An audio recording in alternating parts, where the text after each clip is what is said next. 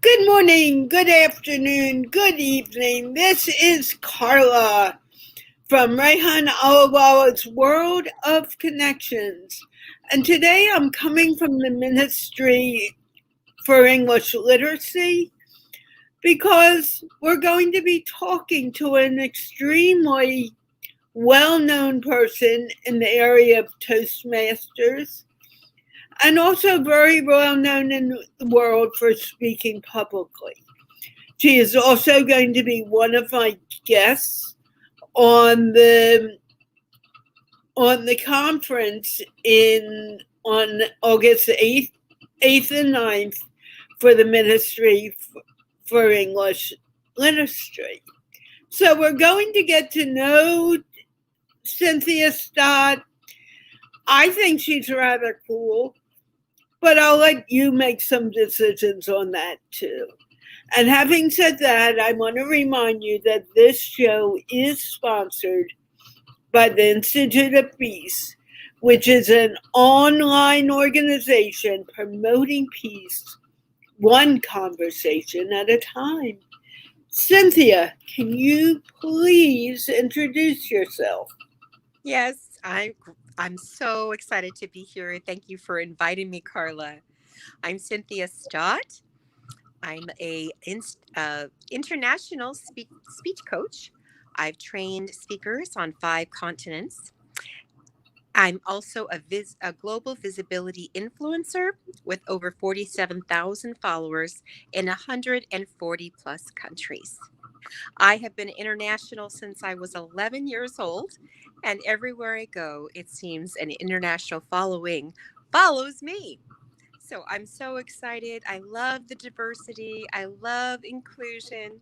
I just finished our Toastmasters Club meeting, Leaders Worldwide, where we have an email list of over 500 people from 36 countries and 16 US states. And I just love being on that call, in that meeting.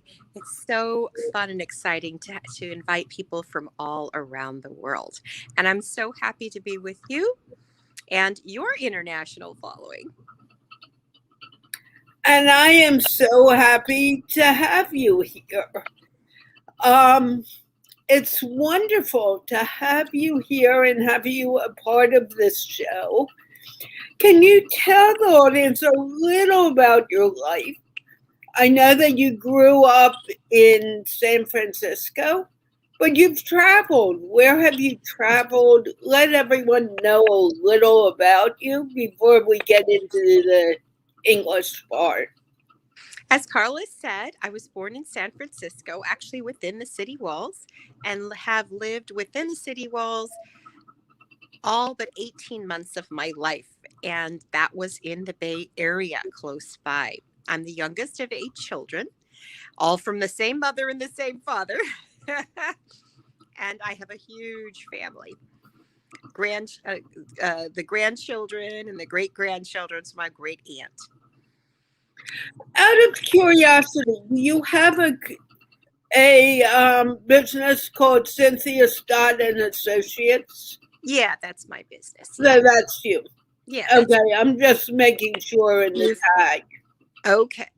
You don't have to tag it. I'm not using. I do. Okay. We've got like 3 followers, I think. Yeah. I'm also Cindy Sue Unleashed, if you're interested on Facebook. Anyway, so you come from a large family, and you did start traveling very young. What was it that got you into travel? I was really lucky because when I was 11 years old, my parents my dad was a foot doctor, podiatrist. That's actually how I ended up being born in San Francisco, because the podiatry school was here in San Francisco and all the medical schools were filled after World War II. So he decided to become a podiatrist. And he was going on a podiatrist trip. It was with a bunch of adults. They're probably all at least 30, if not 40 years old and up. And my brother was in the military and he was stationed in Munich, Germany.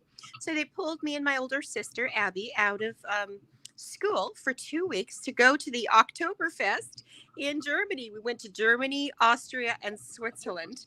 And I loved it. I fell in love. I had been traveling since I was 5, but that was domestically.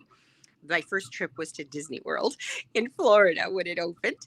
But that trip to Europe changed my life. And all the adults around me said, "You're not going to remember anything. Your parents shouldn't bring you on a trip like this. They should have left you at home." And I'm like, "Oh, no.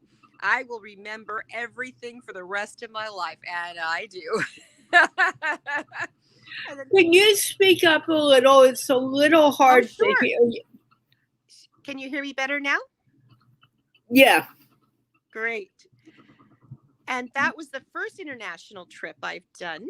Since then, I've traveled to Europe. I traveled to England and Scotland, all over by train. I went to Stonehenge and all the little hamlets, and went to London, but was more interested in doing the backwoods tour and getting to know the local people.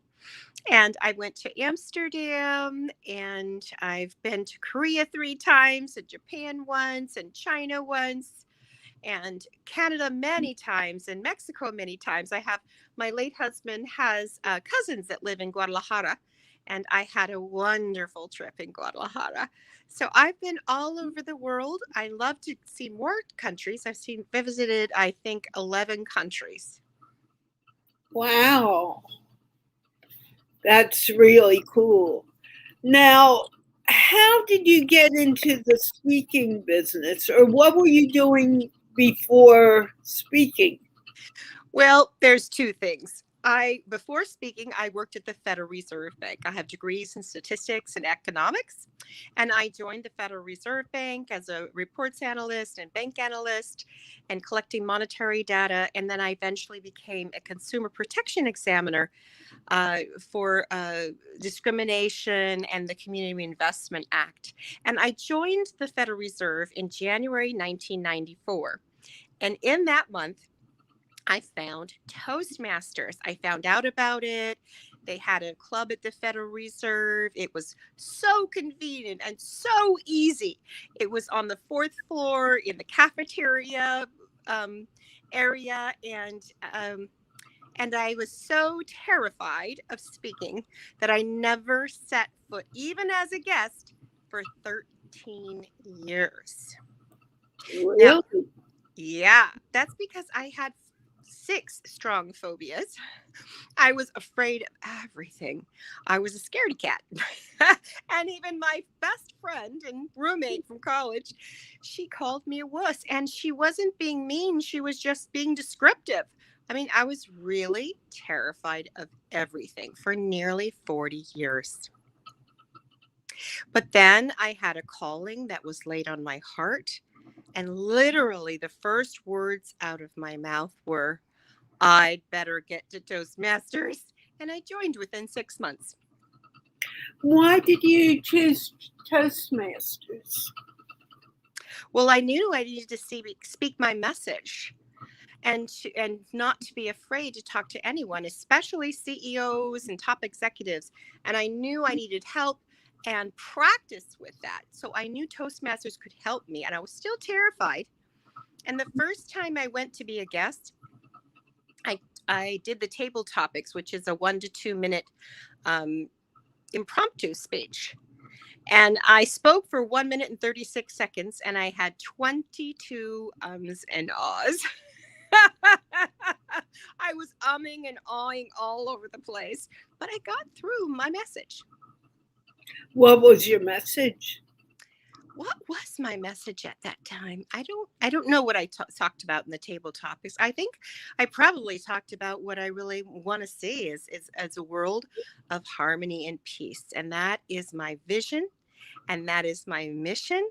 And that's what I'm here to do, to raise human consciousness, my own first, and then, of course, the consciousness of all. And what better way to raise the consciousness of the whole planet than to help people speak their message to raise the consciousness of humankind? So most of my entrepreneurs and speakers that I work with are experts in what they do. They can wallpaper the wall with all their certifications and training. And I had one recently that she said, "Oh, I forgot. Yeah, I got training at the Monroe Institute, which trains CIA agents, by the way, for remote viewing." Wow. They're real experts, but a lot of them are hiding. So I help them, just like me, I help them come out of hiding to really overcome their fears. And I've turned my phobias into passions. And I help my clients to overcome their fears too, because when you're a speaker, it's scary. It's scary. You're getting your message out there that's so tender to you, so precious to you, so close to your heart that it's scary. It's terrifying. And I help them get their message out there. I work on their speeches, but I also, most importantly, I work on them as a speaker. I work on their inner game. How do you do that? With mindset changes and energy work. I'm a Reiki master, theta healing practitioner. I'm an intuitive medium.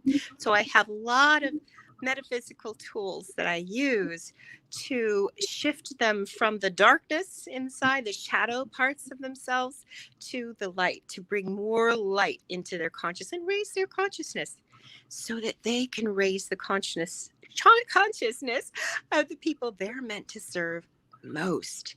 Because I say your people are waiting for you. In fact, they are praying for you.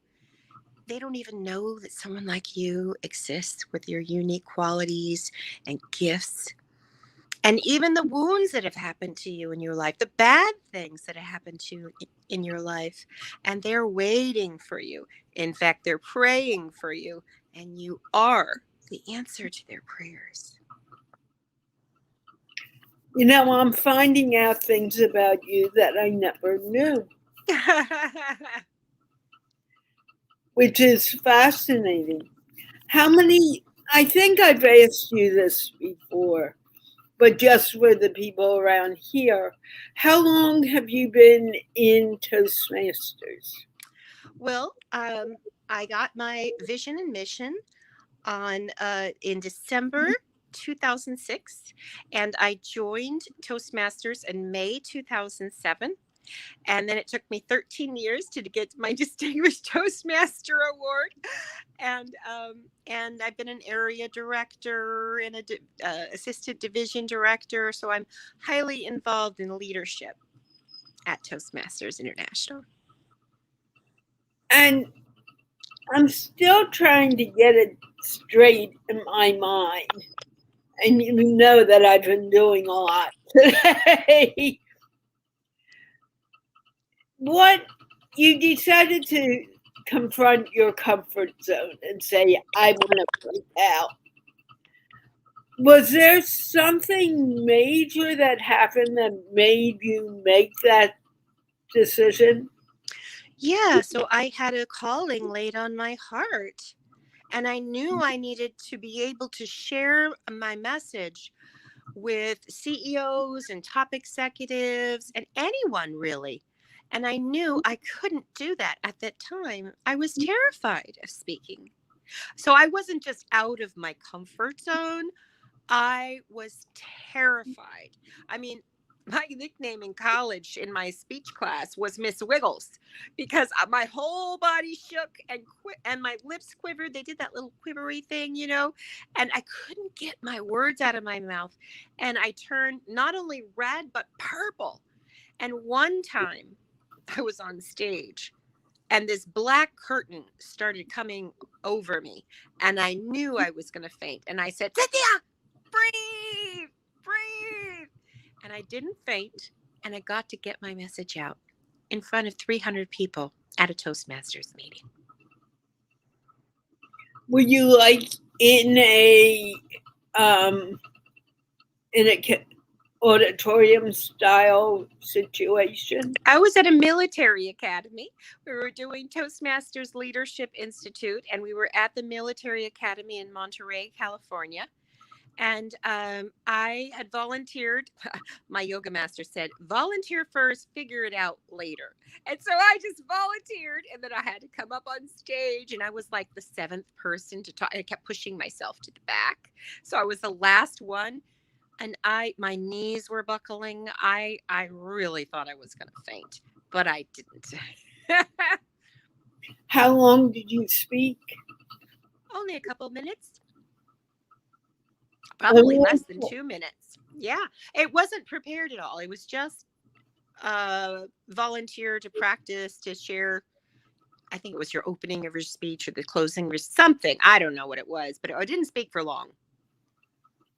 Do you remember what you spoke about? I think again, I spoke my vision to make this world a place I want to live in with peace and harmony and collaboration. And how do you want to make that happen? By raising consciousness, one person at a time, many people at a time. And I know that if we raise enough consciousness in myself and in others, then it's like the boats rise, all boats rise with the tide. And I really see a earth that is the flowering of human consciousness. And I see an earth where we are functioning at a very high level. And my biggest wish, and I don't know if this is possible, but I have to take my chance, just because I do believe it is possible, but not probable. Maybe that's what I believe, that children will no longer understand hatred or shame. It won't be in their consciousness whatsoever. They will be puzzled as to why anyone would hate anyone or shame anyone. That's the kind of world I want to live in. And at that point, we will have less wars, maybe even stop all wars, and hunger and poverty. They are only distribution problem. We have enough. I had degrees in statistics and economics, and I know that hunger is just a distribution problem. We have more than enough food to feed the entire earth. So it's just our scarcity mind, our mindset, that comes in the way. How does one change the mindset to that of abundance? Abundance and compassion. Well, I think the highest vibration is gratitude and love. And when you pour more light, it's like if you have a dark room, you can't chase out the darkness, can you? You just turn on the light. So I pour through my methods, I pour more and more light into everyone, into myself and to others. And one of my personal mantras that I use is gratitude and love to the heavens, gratitude and love to the earth, love and compassion to me and all humanity. Wow. So, how can we help you get to that point? Well, sharing my message is important. Sharing my message of compassion and love and peace. And that the reality is that we have that. We have that already. We just are in a dark room with darkness and need to turn on the light. Now, I agree with you wholeheartedly. And it is time to turn on the light. How do you propose to do that in your immediate area? Well, I literally do it by running energy. I literally create heaven on earth by connecting with a higher power, a higher source, and letting it fill my body and then sending it out around me to the world through Reiki, theta healing, and other energy modalities, and some metaphysical tools that I have that are a huge blessing. I've changed when I was at the Federal Reserve. I have changed at least 2 conferences that I was attending, and I wasn't a speaker. I was just in the audience. And how did you change it? Well, I use this metaphysical tool that was given to me. I call it now the golden mask of authenticity. And I just sat there and I didn't close my eyes so I wouldn't look weird. And I just thought, I'll bring it. And I brought it, and something magical happened. There were 5 representatives on one side of the stage and representatives from the Federal Reserve Board and other dignitaries on the other side of the stage. And the 5, there were banker, consumer advocate, banker, consumer advocate, banker, and consumer advocate. The last guy was a consumer advocate. And by the time it got to him, because I had been running my golden mask of authenticity the whole time, all of them had been introducing themselves, this community representative said, I can't believe I'm saying this, but I agree with Mr. Banker here. He was a big banker from a big bank, on that we should bring more data. We should collect more data for this home mortgage data. Now, we disagree. He believes that data will show that they're not discriminating, and I believe that it will show that they are. But nevertheless, I agree that we should collect more data. And you could hear a pin drop in the room. And on the other side, these dignitaries, and I don't know who this guy was, but he was a dignitary. He said, what's going on here? And he used this word. This is a love fest. He used the word love fest in front of reporters and 150 people in the room.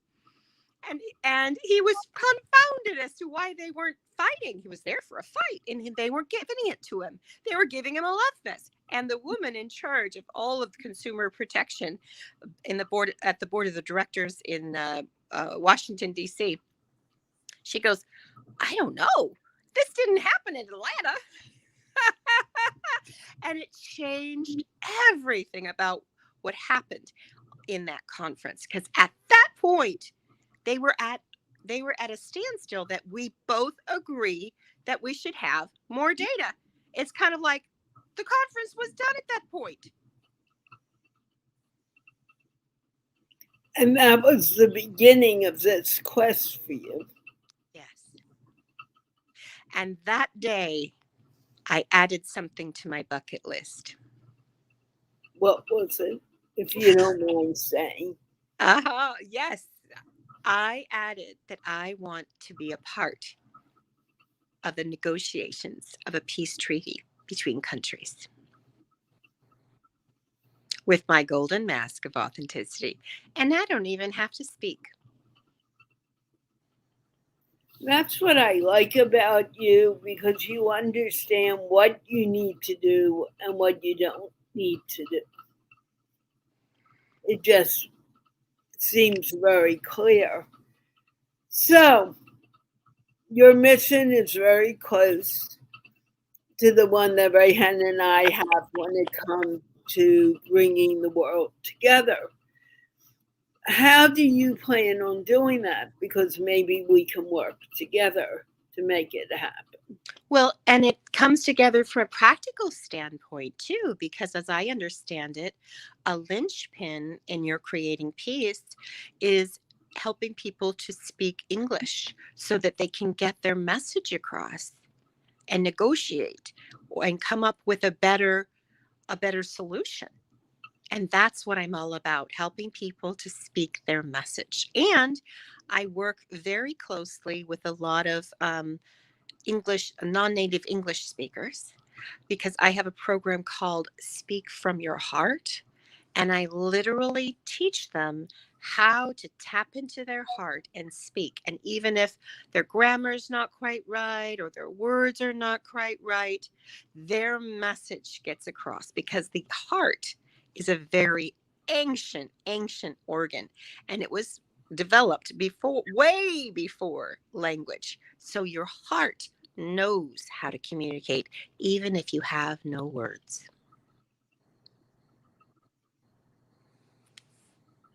So, do you think we can do it just with heart-to-heart conversation? Yes. And your heart to heart conversation doesn't have to be one on one. I'm having a heart conversation with you and all your audience right now, even if they're going to listen in the future. My heart is speaking to their heart. And as long as the heart are speaking, the possibility of that piece coming together will come. Right. Because when we just use our minds, the ego gets involved, logic gets involved. The left side of the brain is more engaged when we're just using our brain. The right side of the brain is connected with the heart. And as the woman that had the stroke, she said a stroke of genius. She did a TED talk called A Stroke of Genius. She literally found that peace resides in the right side of the brain. So, why does all that negativity tend to live with people in these times? Well, it's always lived with people. It's mostly because of fear. And I'm an expert at overcoming fear after overcoming my phobias. And fear is just like the darkness. The way you can't get rid of it by taking out the darkness or taking out the fear. You just have to pour in more light, which is more love. Love cannot exist. Fear cannot exist in the presence of love. And just like that man that was the dignitary on the stage, he came with fear. He wanted to fight, and love won. And he even said, "What is this? A love fest?" He could feel it. How did love win in that situation? Because With love. the guns and I'm sorry? I mean, there's the two guns. There's that violence that happened. Well, it changed the conversation. And love can even win in front of violence. So, can I share a story? Yeah, it's your interview. Great.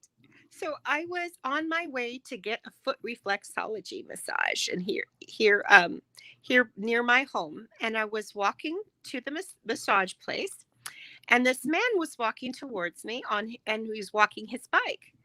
And I can't exactly remember what he said, but he basically threatened to rape me. And normally, in that case, I would have forgot the massage, ran to my car, ran to my house, put my head under a pillow, but I didn't. I actually turned, was flush with bliss. I'll explain why in a minute. And opened the massage door. The guy disappeared. He just kind of disappeared. And I opened the massage place and I went inside. I had my massage. I didn't even think about the guy. I was totally relaxed. I came out at 10 o'clock at night and it was pitch black and I walked to my car by myself. I never felt safer in my life. So what happened? Well, back up 3 weeks ago. 3 weeks ago, before that, I was in a Tai Chi class. And the Tai Chi instructor had taught us this move. She calls it the fountain, and I call it protection. And you just do these movements that bring protection. And the exercise she had us do, she had us partner, and we did the fountain. You bring it up this way, and you bring it down. And you talk to your partner. You tell them the words that hurt you the most, like "you're no good," "you'll never amount to anything," "I hate you," whatever words are the hardest for you. And I shared them with my partner. And then she was supposed to say those words as I did the fountain to protect myself. And we did it for about 2 or 3 minutes. And all of a sudden, I turned into bliss. I was blissing out. I felt so good, genuinely, not faking it. I felt good. And she said to me, my partner, she goes, Cynthia, I cannot do this anymore. Oh no. Was my Are you phone. back? That was my phone. Sorry. I Oh, can't say these words to you because you're just in bliss. You're smiling, and I can't. I'm sorry. I can't. She was literally muted by the bliss that I was feeling. And I think that's what happened. So, well, I do believe changing. And so I changed my belief to be that very strongly that any words that are said to me that make me afraid or scared or angry, that my immediate automatic response is bliss. And I made that true for me. And I didn't practice the exercise. I'm a bad student. I wasn't practicing. But 3 weeks later, when that man said that to me, my immediate automatic response was bliss. And just like my partner, who was muted, he had to leave.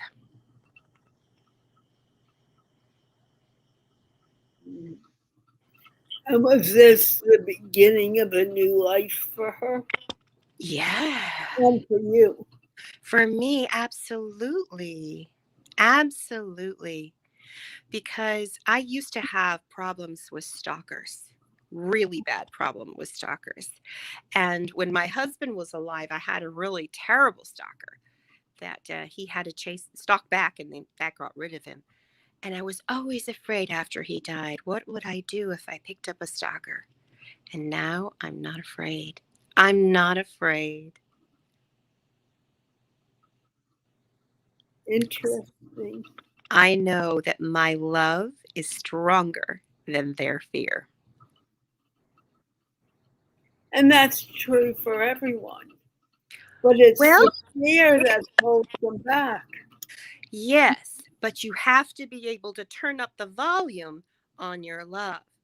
My love the volume has been turned on high, and it's getting higher and higher and higher because really my consciousness is raising because my love is raising. I like it. It's like that dimmer switch on a dining room. You know, you can turn the light down for mood lighting and you can turn it up. Well, mine's been turned up on high volume. You have another event coming up. How close are we to that event? Is it a which event? The one with Robert? Because I don't want to keep you Oh, yes, that's today. Yes, I have another interview at 3:00 and Robert at 4:00.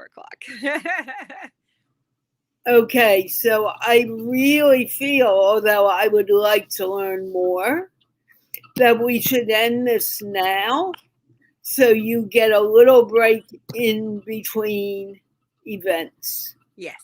because I know how they get. Yes.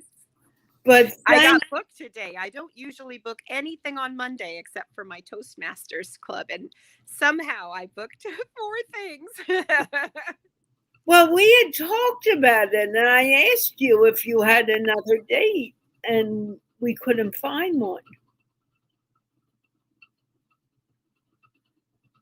We can't hear you. That was a phone call that came in. Sorry. Oh, okay. So, with that, do you have any words of wisdom that you want to leave our audience with? What's coming to mind is just your people. The people you are meant to serve are waiting for you. In fact, they are praying for you. And only you can answer their prayers. When someone else could serve them doing what you do, maybe you're a Reiki master, maybe you're a feng shui master, maybe you're a financial analyst and CPA.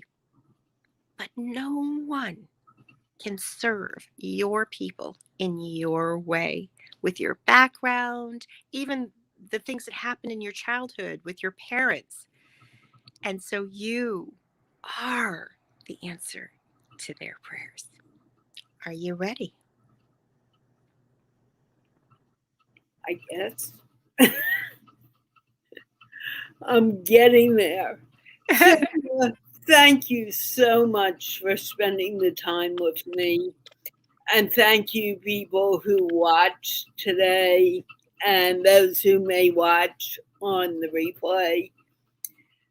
I am totally impressed by you, and I'm very grateful that you entered my life that one day in Clubhouse.